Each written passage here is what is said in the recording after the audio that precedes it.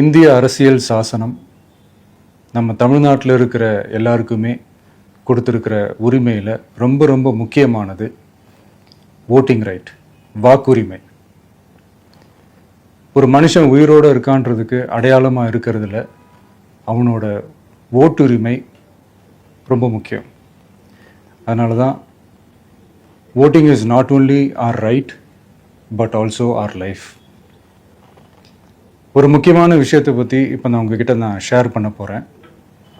இது நான் ஃபஸ்ட்டு கேள்விப்பட்ட உடனே எனக்கே ரொம்ப ஷாக்கிங்காக தான் இருந்தது.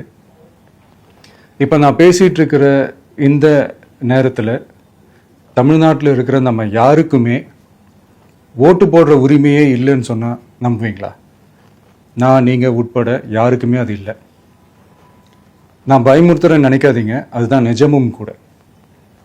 கொஞ்சம் ஏமாந்தா நம்மள மாதிரியே இன்னும் லட்சக்கணக்கான பேருக்கும் இதே நிலைமை தான். ஓட்டு போடுற அந்த உரிமையே இல்லாத மாதிரி ஒரு நிலைமை வந்தாலும் வரலாம். இதுக்கு மெயின் ரீசன் அந்த எஸ்ஐஆர், ஸ்பெஷல் இன்டென்சிவ் ரிவிஷன், சிறப்பு தீவிர திருத்தம்.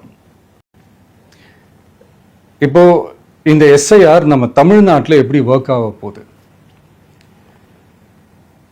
கடந்த ஜனவரி மாதம் எடுத்த அந்த கணக்கெடுப்பில் 6,36,00,000 வாக்காளர்கள் நம்ம தமிழ்நாட்டில் இருக்கிறாங்க. ஆனால் அவங்க யாருக்குமே இந்த ஓட்டு போடுற உரிமையே இல்லை. அந்த பிஎல்ஓன்னு சொல்லுவாங்க, பூத் லெவல் ஆஃபீஸர்ஸ், வாக்குச்சாவடி நிலை அலுவலர்.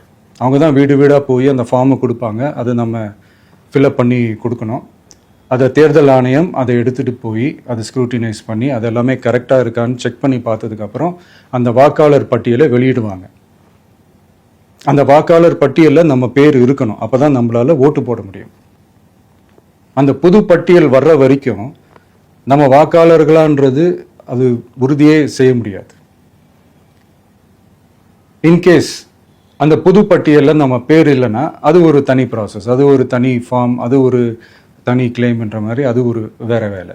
ஸோ இந்த மாதிரி நிறைய சிரமங்கள் குழப்பங்கள் இருக்கிறதுனால மக்களுக்கு இது மேலே ஒரு கன்ஃபியூஷன் ஒன்று இருக்குது. இது என்ன வெரிஃபிகேஷனா இல்லை ஒரு மறைமுக ரீரெஜிஸ்ட்ரேஷனா இல்லை இது ஒரு நியூ ரெஜிஸ்ட்ரேஷன் மாதிரியே தானா அப்படின்ற மாதிரி நிறைய கன்ஃபியூஷன் இருக்குது.